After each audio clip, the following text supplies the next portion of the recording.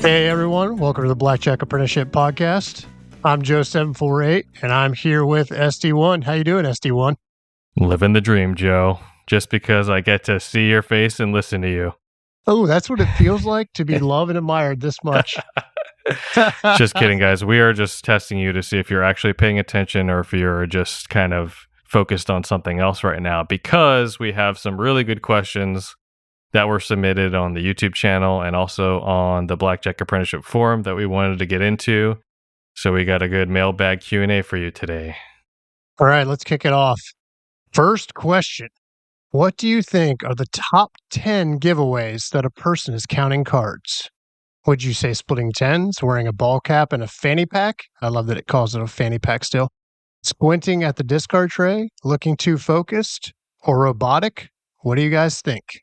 Number one for me, and this is like coming from someone who has, a bunch of hours under their belt and just scanning the room and just seeing someone that looks weird to me, is almost always when I see a player have a bunch of chips in front of them, they have like a bunch of big denominations, blacks and purples, and then they have like a bunch of small ones kind of ready to fire away.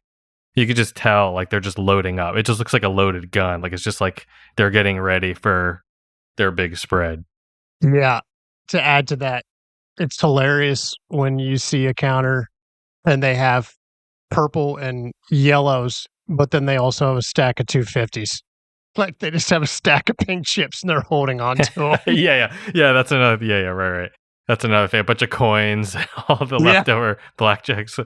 $25 blackjacks you don't want to tip. Yeah. That's a good one. I think staring at the discard tray is a huge giveaway. Man, that just takes reps. You got to get better at it. But cheat code, which we've discussed before, sitting at first base in the beginning really does help because you're not moving your head to the discard tray all the time. Another one for me is, and I'm not saying I was immune to this, but just seeing someone who just sort of looks like a younger man, like too clean for the casino, and they're there at like 2:00 in the afternoon on a Tuesday. Yeah. You're looking and it just looks off. Like, you just don't look like you belong here. Yeah. 2:00 in the afternoon, especially on a weekday or even a weekend, is not when to look cleaned up and business casual. That's for daggone sure. They don't look dirty enough and grimy enough and just like to be there on a casual weekday, in the middle of the day. It doesn't seal the deal for me, but it's enough for me to like look further. And I'm like, who is this person? Yeah, I agree. Your overall disposition at the table, like, are you reacting at all to the hands that are being played and the wins and the losses? Or are you acting in reverse of what a normal person should be? So like, counts high and you expect the win. Yeah. So you're not celebrating the win at all? Like, oh, you just won 2 times 1,000 and you're just like, all right, it's supposed to happen. Like, think about that. And then are you talking up? I mean, you don't have to talk up the pit boss, although I think it's a great idea. But like, are you engaging with the dealer? Are you engaging at all with the people at the table? And introverts do it too. So introverts, you're not, I know you like to keep to yourselves, but introverted gamblers still have interaction. Or are you just keeping to your own little box and there's just nothing coming out of you? Yeah. If I am at the table and I see someone betting big, let's say I didn't see their spread, I only see them bet big. We kind of touched on this last episode, but and the end of the shoe comes and they're like, they announce that they're going to go to the bathroom, I'm pretty much just like waiting for that next shoe. I know I'm almost 90% right now. I don't think I've ever seen a gambler announce to the dealer that they were going to go use the bathroom and Yeah, we covered this in boot camp, this last boot camp during the pro panel, and it's really funny because this came up and like the question was essentially, you can't just keep using the same excuse. Like, what do you guys say? And I looked at it and I was like, why are you saying anything? No gambler justifies why they're getting up from the table. Phone call, gotta go pee, like want to walk around. They just do it, but you think you need to because you think you're being watched. Yeah. And I'll say, hey, can you hold my spot real quick? I'll say that all the time. And then I'll just run off. Yeah, that's normal. And I am going to the bathroom, but not because I'm like avoiding a negative count. I'm just trying to I'm using the bathroom, and it's like the one opportunity I have when they're shuffling to like go use the bathroom and not be there. You're just running. Yeah. Get back. I don't know, mid-shoe. What are some other ones? Fanny pack or no? When I think fanny pack, I think that's like the more quintessential hustler or machine player. Yeah. Rocks the fanny pack and has the headphones in and looks like they just came out of the gutter. That's more that. But yeah, I mean, I suppose it's being done on the tables now because it is way easier to hold your money that way. I don't know if I would call it, because so many people, if I were to rock a fanny pack at the table, I think that would stand out more than somebody that's 25. That's just a thought. I don't think it fits, even though I am a stylish man, Joe. Yeah, I mean, what? Just because you're 30, that you're in a different category now? Is that what? Yeah, exactly. 30 years young. Oh, this is a classic one. You have max bets out. The cut card comes out, and you're already moving to the minimum bet before the dealer can even pull the discard tray. Yeah. Like, what? You're not going to act like you're thinking about it. You know exactly what you're going to bet the next hand. Like, that looks really weird. So when is the right time to pull the bets back? Like, how do you pull that off looking like you're not too nervous about the next, or, pulling it back in a natural way? One of the things I like to do is I like to, whether I'm changing my bet or not, quickly, I'll realign my chips. So my hand is touching the bet circle all the time. So, like for me, it's just like I'm constantly touching it. And if they're shuffling, I'll play with it, and then I'll grab it back, and then I'll just do very basic, like not chip tricks or anything. I don't advise that, but like I'll just play with them and drop them and whatever, and then start talking to the dealer, and then whenever the cut is done and she's getting ready to deal, that's when I'll put it out. So I just try to make it look as normal as possible, just screwing around with the chips constantly. You're like pointing off. Whoa, look, dealer, what's that? And then you switch it around. Yeah, just always kind of doing like this weird busy work on the table with the chips, just kind of a lot of motion. So it's not just like a quick grab and switch. Yeah, and the same thing for those of you that go from one hand to two hands. That always looks hilarious to me too. Like when the count jumps, because it's almost like you have it ready in front of you, which is a good thing.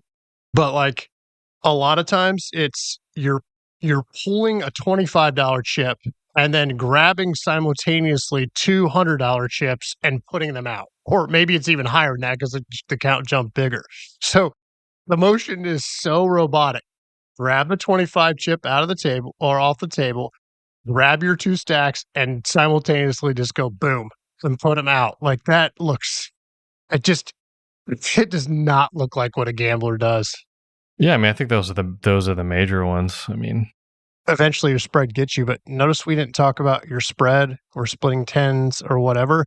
Like if I'm an experienced surveillance person, I have you picked off way before you split tens. Yeah. Or a pip person. Those kind of things just stand out. Now, maybe the splitting tens or some of the other things confirm it, but they're on to you because of those kind of behaviors. For this next question, it's kind of more of like someone listed several, I guess, criticisms or questions in the form of criticisms about card counting at Blackjack, which I definitely want to get into. And hopefully this can shed some light on some of the harder aspects of card counting and if it's going to be worth it for you, if it's the right fit for you. But I thought some of these were pretty interesting questions. The first one is, why would someone risk tens or hundreds of thousands of dollars to earn like a 1% edge return playing a perfect game for a 1% edge? Why would anyone in their right mind do that? This question kind of comes from an angle of like thinking like a gambler. They're almost asking themselves, is the juice worth the squeeze in terms of I'm putting this much out to only get this much back? per bet. So they're thinking about it the wrong way. When you put money in your 401k, are you thinking I'm firing thousands of dollars in here to hopefully get back 3 to 4%? Like, you don't think of it in that way. You think of it at the long run and compounding interest and the math doing what it does. That's what card counting is. So you need to flip your thinking in terms of that long run, but also you can't think of the actual bet and what you're risking. You have to think in terms of EV. So if you're playing and you're earning $500 an hour in EV, well, that's what you're earning regardless of the results. So you're firing bets every hour because you're earning $500 in EV. So you're winning. If you're playing perfect, you're winning. Yeah, and it's when you tell someone how much money you have to put up front as the bankroll, and then they hear how much you get back, at first it can seem kind of like, well, that seems like crazy to risk. You're risking your whole life savings to make an X amount. But I always think of this story that Anthony Curtis was talking about when he was talking to Penn Jillette on the plane. I always think about that story, and basically to summarize, Penn was asking sort of a similar question. It's like, why would I do card counting for 1% when I could put all my money in the stock market and get a 9% return every year? And the thing is, it's like, yeah, the 9% is much higher than 1%. But that 1%, you're doing that like hundreds and hundreds of rounds per hour, over hours and hours and hours. Like that's repeating over and over and over again. The 9% is just the 9% one time for the whole year. Yeah, annual return. So the card counting, even though it's only 1%, you're able to just hammer it just repeatedly over and over. I mean, yeah, there's big swings in between, but eventually it will come out to be what you expect it to be with the EV. Yeah, that's it. And to kind of expand on that a little bit, like there are other table game advantage, like hole carding, for example, where it could be a much higher percentage edge, but it's usually, sometimes it's a lot slower. It's like a much slower game, or there's like a lot of like scouting involved, like there's a team involved, like there's just so much more to it. So even though the edge may be higher, the card counting is just sort of, it's just a quick and dirty edge. Like it's just like repeatable, it's fast. You could just do it, rinse and repeat over and over and over again. And the only thing that's limiting you is your own kind of drive to want to keep going to the next place and playing. Which brings us to the second. I was going to say, and the next place has a game. If you're hole carding 99.999% of the time, the next place doesn't have a game. You're spending another 10 hours of flying to go to an area and just shopping around and trying to find the next game. And then you got to prep for it. And then it's quick and dirty. Like I'm not totally not saying that hole carding and other forms of it are not worth it. I'm totally not saying that at all. I'm just saying every advantage play has its pros and cons, and it's kind of up to you to decide which form of advantage play sort of fits your style, your bankroll size, your networking limitations, all that. Yeah. One more thing to add to that. So a lot of times people use the terminology, for some reason, card counting is like the base. I don't know. Well, I guess there is good reason for that. If you know to count cards, it opens up a whole lot of other things. But we say advanced advantage play. It's not advanced. It's just other advantage play. There's nothing more advanced about it. Matter of fact, some of the quote unquote advanced advantage plays are much easier than card counting. Yeah. So it's just other advantage plays.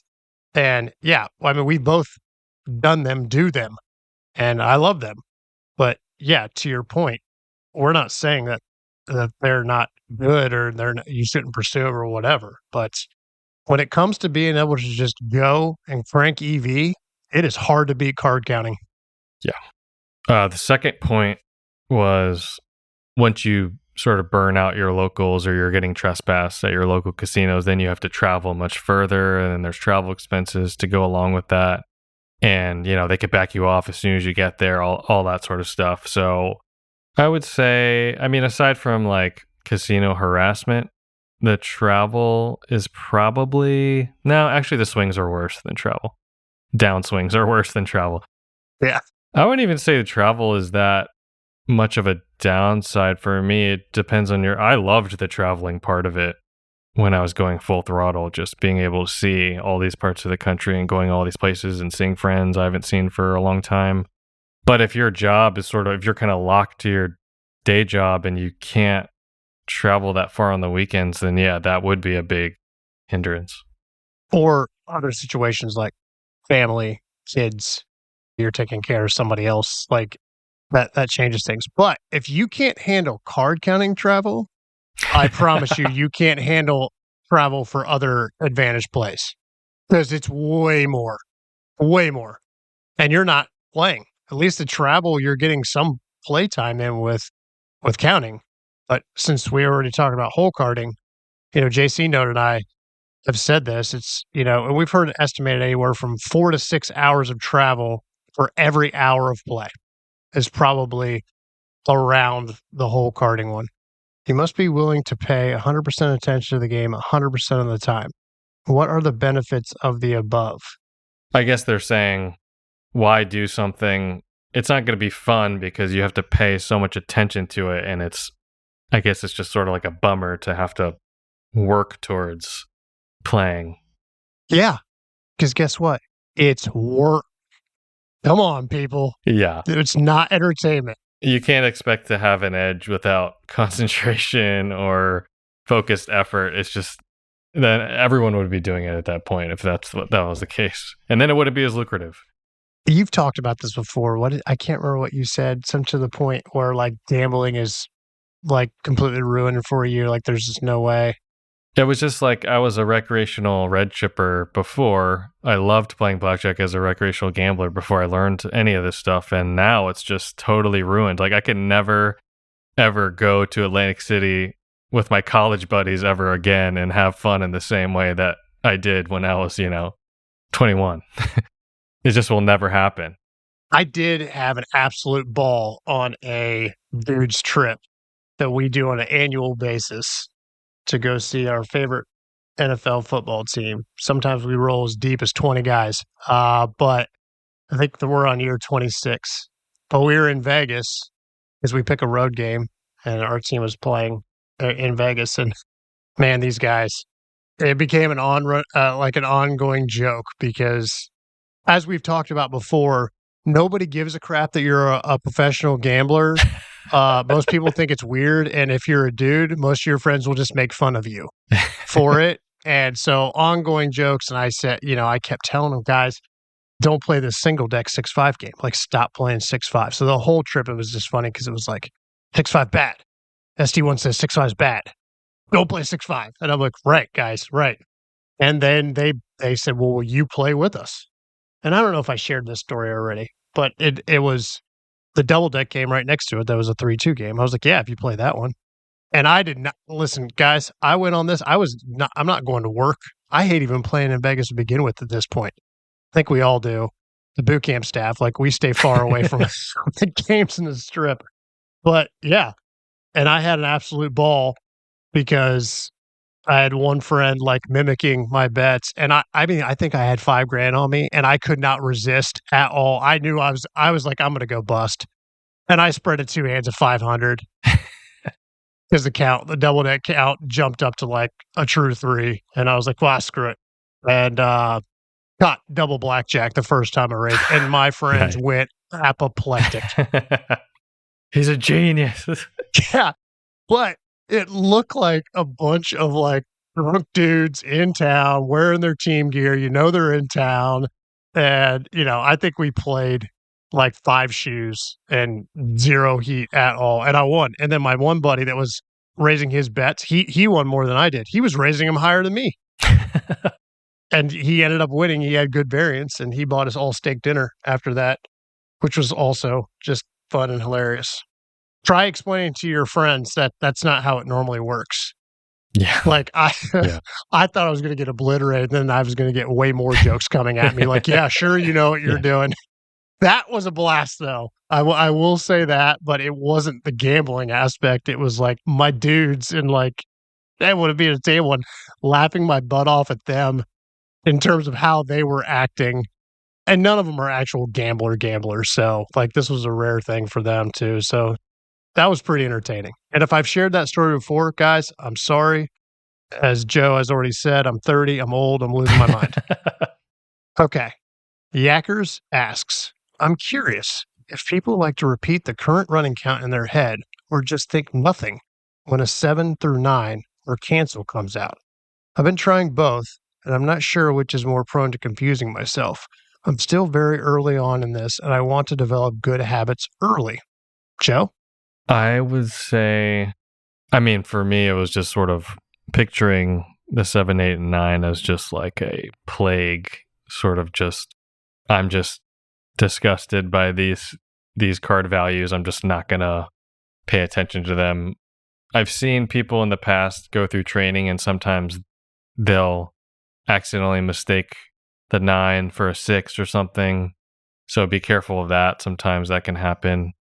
But it's really, I mean, so a lot of this, like the mechanics of card counting stuff and the order of a lot of it comes down to like which one is the most comfortable for you to do it the most accurately you can. It's hard to say like doing it this exact way is going to work for everyone better than any others. It's just not how it is. Yeah. I think universally we can say, though, what does happen, like with the 7 through 9, is no matter what way you learn to account for them or not account for them, your brain will hit a point where it automatically just disregards them. No matter how you come to that point, your brain will just start disregarding them when you're counting. I think that's probably true. Unless you're using KO or another counting system.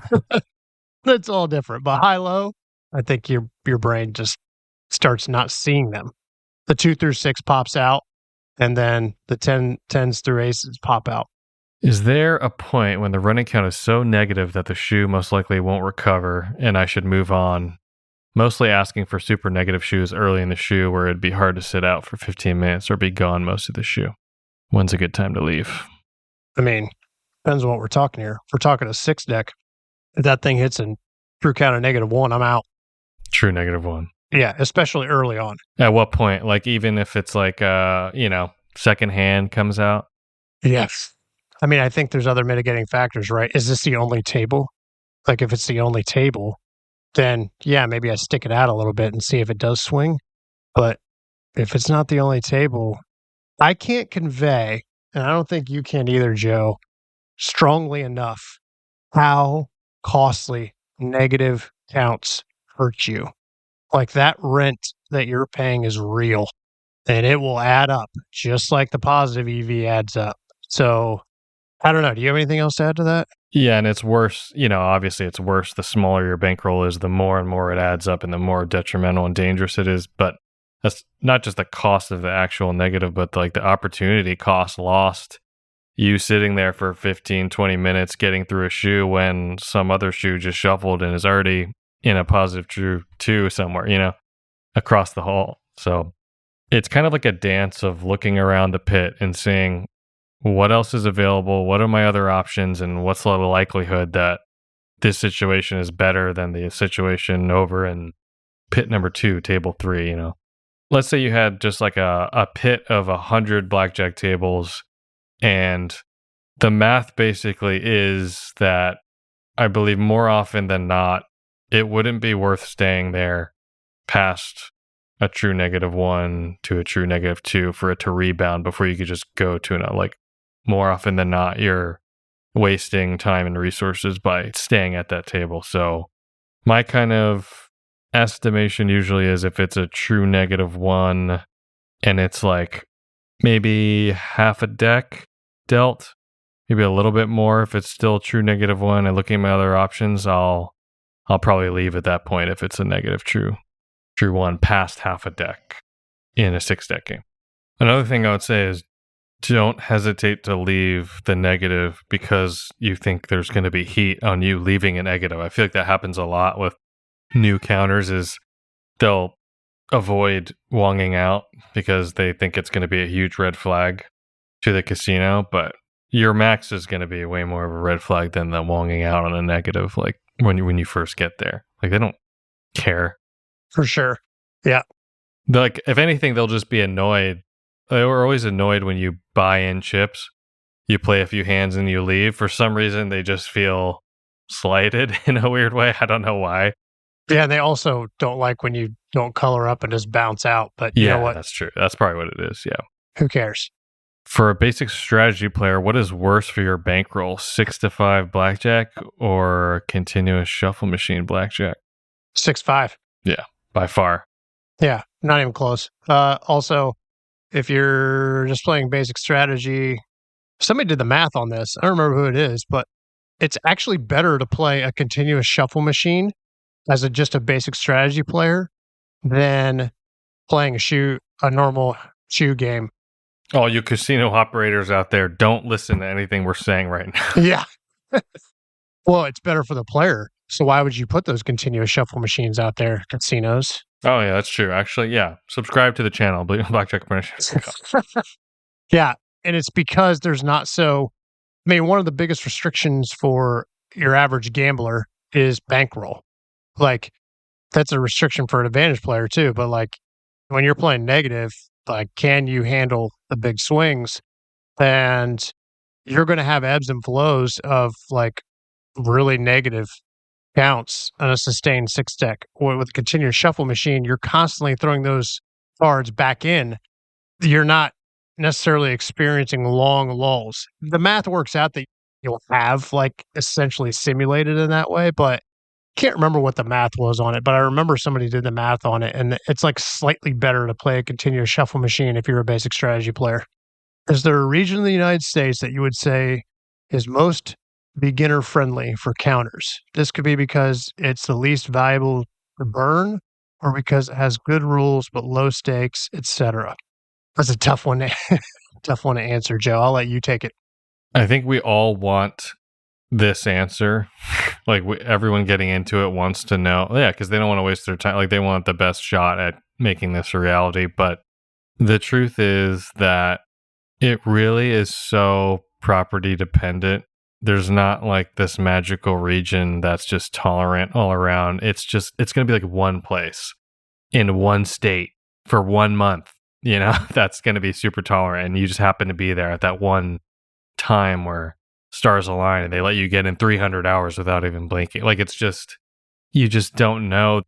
The only other way to kind of is if you have a really low max that most places don't care about too much. So that's probably something that looks similar to like 2x75 or 1x120 or something that's just right on the line of them not caring.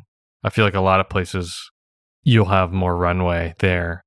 Yeah, it's always because it's always changing. Like Joe said, like, this could exist for a moment in time, and then that place becomes really sweaty, and then it flips to another place. Just understand it's always changing. This place did used to exist. This magic answer used to actually exist. It was called Colorado, where they had a table max of 100, and they gave absolutely 2 Fs about any card counting at all.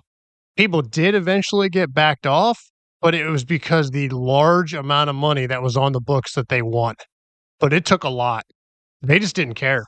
But now their limits are up, and now they care. Yep. Sorry, guys, those that didn't get the Colorado early days. But now it's more EV to play there, so it's good.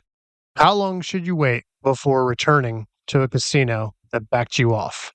That answer varies so much by some people wait one shift, some people wait 2 weeks, some people wait a year. And also it's kind of one of these things where it's property dependent, what you can get away with, and you kind of have to make your best guess as what's not going to piss them off too much, basically. Yeah. I look at it as small market, big market. Like, you got backed off in Vegas. Some people are as aggressive as they'll go to another shift at the same casino. But generally speaking, if you play them the next week or in 2 weeks, you're fine until they back you off again, because they see so many people just coming through. A regional market, has 1 to 3 casinos where the same pit bosses and dealers have been working there for 15, 20, 30 years. It's a different story. They need to forget you, and that's going to take some time a lot of times. Yeah, I went back to a smaller place that after a long time, maybe a year and a half, and it was just like instantly, like the pit boss turned around and instantly was just like, "Hey, Joe, I can't let you play." Like he didn't even see me before that point. He was busy doing something else the whole time. Right away, it was just like, so. Yeah, it's staff dependent. Wow. Yeah, it's kind of crazy how some of these people do remember you. Yeah. And then I've been like to places where I'm astounded. Like I will walk right by the person that backed me off. Yeah. Or they're in the pit when I'm playing and they do not remember. And guys, this is without me like doing anything crazy to change my appearance. I've just given it a lot of time. They don't even give me a second look. So, yeah, kind of crazy. Is there a point to camouflage in terms of acting, not lowering bet spreads or switching tables? So I think what they're asking is there a point to, well, what I dub the act or how you behave? And we kind of talked about this earlier. The answer is yes. That camouflage of acting like a gambler is very important. You need to fit in the casino. You need to. How you behave, how you look. When I do my talk at boot camp, which goes over all of this, one of the things I like to point out is the very famous and very kind and very wonderful man, Max Rubin, who trained Barona staff to not look at anything that the player is doing in terms of bets or how they're playing the game, but how they look. And I can't remember he had some initialism for, something. The point of it is that something not look right. If it doesn't look right, look closer. That's why they were, I don't know if they still were so very good at picking players off because so many card counters, back to our earlier questions, stand out in so many ways. Something is not right. Okay. As a 19-year-old, am I more likely to get backed off if I'm betting big as a college student? And do I have to show ID when getting cashed out because they can actually accuse me of being under 18? So they're not in the United States. Or it's 21 and over. Yeah, just if you are over 18 in a state where it's legal to gamble under 21, and just because you look young, it's no different than a 30-year-old SD1 showing up and him refusing ID. Just because maybe they have more in their eyes like probable reason to see if you're 18 or not doesn't mean that you have to show them your ID for any reason if it's, under. Here's a good rule of thumb. If you've been playing and then they ID check you, it's not because of your age. If you're 19 and you first walk up to the table and they check your ID, it's because of age. So at that point, if it's when you first walk up to the table, well, it probably is an age check. And yes, you're exposing your ID to the cameras. So you have to make a decision as a 19-year-old card counter, how you handle that. And there are things that you can do in terms of like keeping your ID more flush right in front of the dealer's face. One strategy I heard that I always liked was if you're young, as soon as you walk up to the table, you take out your ID and you put it right in the dealer's face. Don't let them ask for it. Then they just look at it and boom, you're done. And it's flat. It's close to them. Hopefully the cameras aren't getting a good angle because they're behind the dealer's face. And then boom, you're done. And then if they come up and ID check you again because of quote age, well, I already showed the dealer I'm 19. That's a good strategy, I think. Yeah, and I would say if they're kind of holding your chips hostage or if they're kind of refusing to cash you out unless you show ID because you do look young, and if they're just not budging, even though legally you don't have to show them ID and they legally have to cash you out, they could just be really difficult about it. Not saying that that's legal or correct, but sometimes they do. I would just come back on a totally different day and cash out with my ID if they are being that difficult about it. But don't just go right after, a hot session and willingly give your ID to them to get cashed out of those chips. Yeah. So that kind of somewhat rolls into this other question. How worried should I be about burning out by getting into the database? or is it generally not really feasible to play in a high limit area or higher limit areas without getting CTR'd? The amount that you should worry about getting put into the database or getting quote unquote burned out by the database is very, very low on the list of worries. For those of you just getting into this and hearing about being database, etc., I think there's too much emphasis on it and there's too much worry about it. Now, this might be easy for me to say because I'm not in the databases, but Joe, how much of your income from card counting happened after you were put in the database? I think about probably 97%. Yeah, I'd say that's right. Yeah. Looking at your chart, I'd say that's probably right on. Yeah. 97% of your income came after you were databased. I will say this. If you are wanting to expand and get into other advantage plays, it would behoove you to try to protect your name more. There is a value there. Playing devil's advocate, if I don't have to worry about getting database, why don't I just play rated everywhere and just enjoy the comps? Oh, yeah. I don't like to do anything that makes the casino's job easier. That's my answer to that. Just because you don't like them, or? Yeah, well, that's definitely up there. The more headache I can give them and tracking me down, because when I say earlier that I'm not databased, I'm 100% databased. I'm databased as a random AP 64325, right? But that is a hell of a lot harder for them to find me than it is if they have my name, my address, my plate, my et cetera, et cetera, et cetera. So making it easier for them to find you, it'll shorten some sessions and it'll get infuriating. But you will still find places, database, that you can just play forever. All right. Is 4 out of 6 deck penetration beatable? Stand 17, double after split. Is it worth playing 2 decks cut off out of 6, basically? Well, just so you know, just vomited before answering this question because I would never play 2 deck pen. Why is that? Why do it when there's so many other games out there?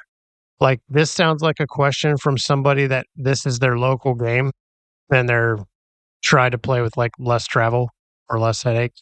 Is it beatable? Yep. Spread's definitely got to be big enough.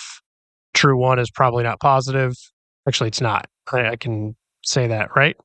Yeah, I don't think a true one would be positive. If it is, it's going to be barely registering. Yeah, and the N0 is going to be ridiculous on it. There's so many bad things about 2-deck pen. It's just gross. And it's also stupid on the casino's part. They're cutting their nose off to spite their face, losing so many rounds an hour doing that. I don't have anything else to add. Yes, it's beatable. So why are you playing that? Yeah. I think we've seen people fall into this trap, and not even just people who are just starting out that maybe don't have access to betting software or haven't used it yet, but I've seen even really experienced card counters fall into this trap of playing 2-deck cut off 6 games just because they're so tired and they're tired of getting backed off that they want to just camp at a place for a month. So then they end up playing this mediocre game and they're letting them play, but they're letting them play for a really good reason. The casino is letting that experience counterplay because they know how difficult it is to beat that game. And yeah, it's just going to be really, really tough. I was in Winnipeg, Canada once. And just so you guys know, Winnipeg might be the coldest place I've ever been in my life. And I go to the casino and I walk up to a blackjack table and this pit boss, I talked to him for 30 seconds and I guess he was just white American. This guy's a card counter. He just assumed it right away. To which he started going on about card counting and how they have such a great game and that they don't care about card counters and they just let them play because, if you can beat our game, you can beat our game. We welcome it, is what he said.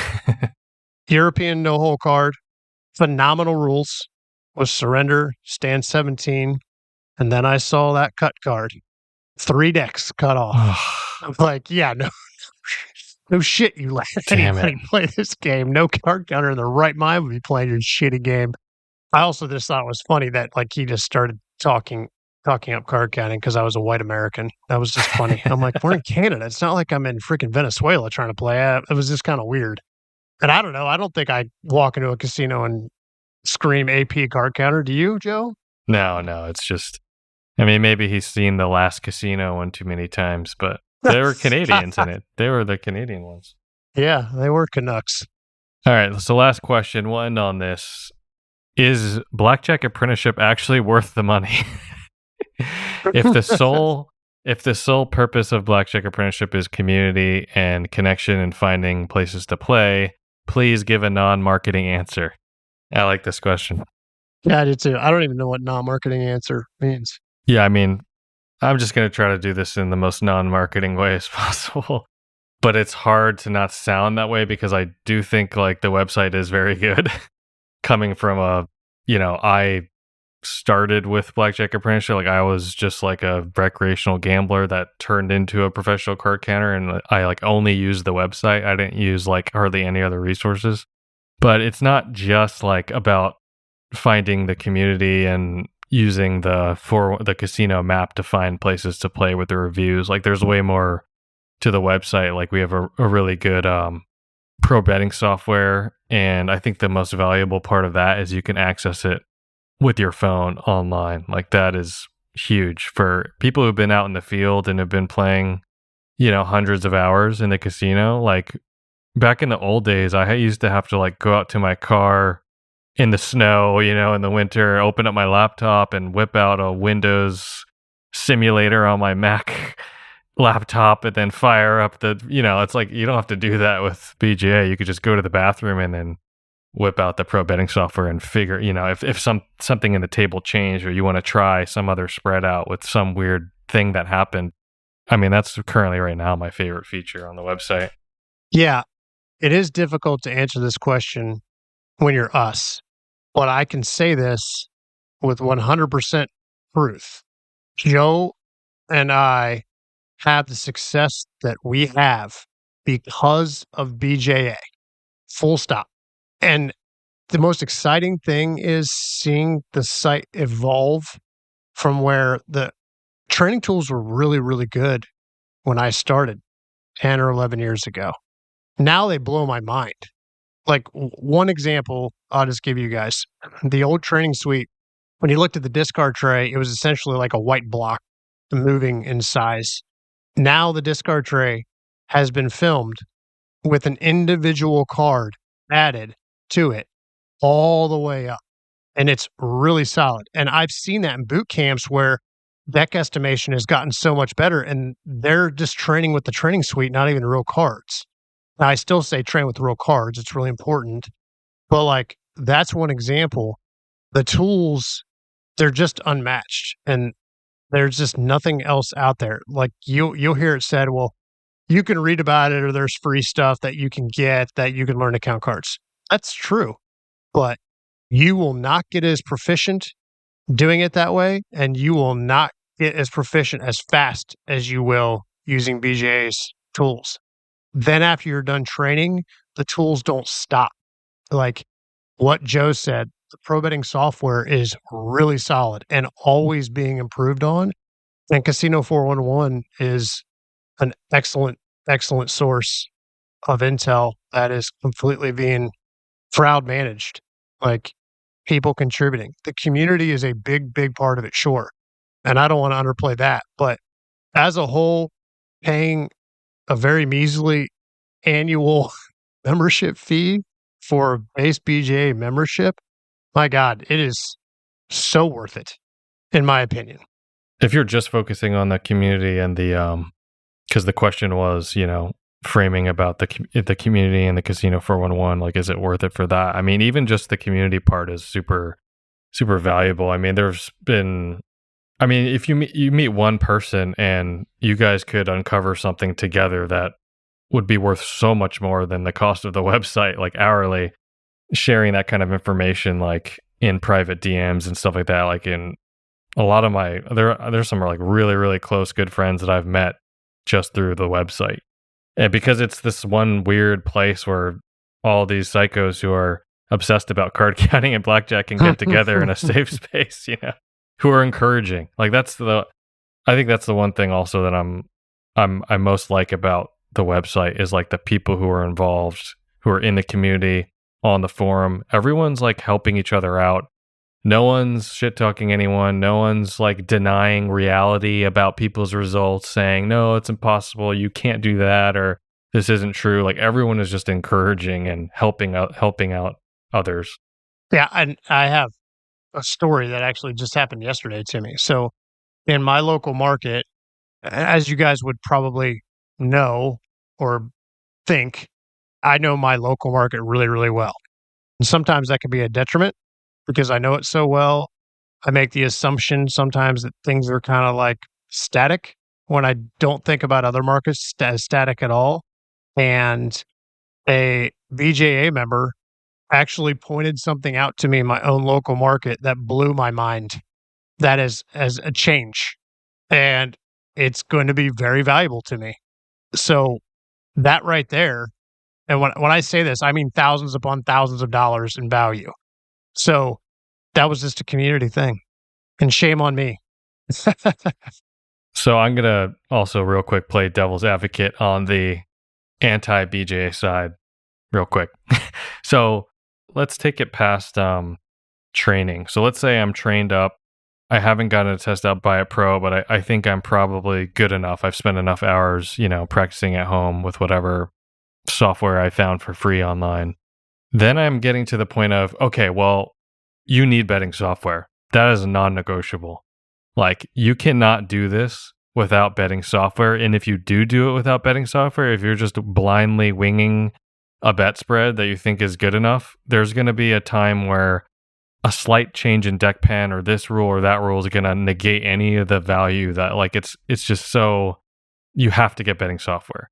That's one thing.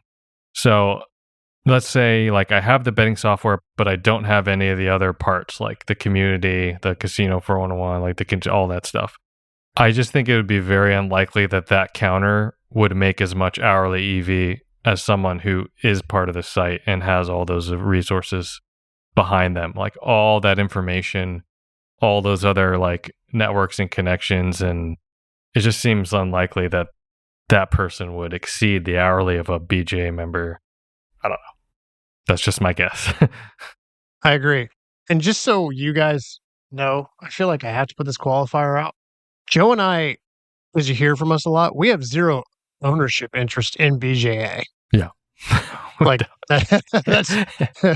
We don't own this. Colin owns this. Yeah. We started out training on BJA.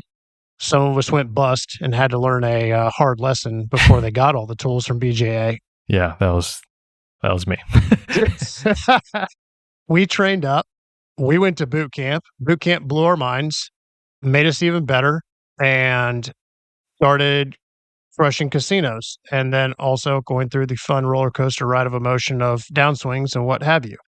And then got to the point where we were just really solid, and Colin was like, hey, I think you have something to add to the community. Do you want to start teaching at boot camps? And then the opportunity to be on podcasts and help the community out, which we love to do. So we're here doing that because we love it.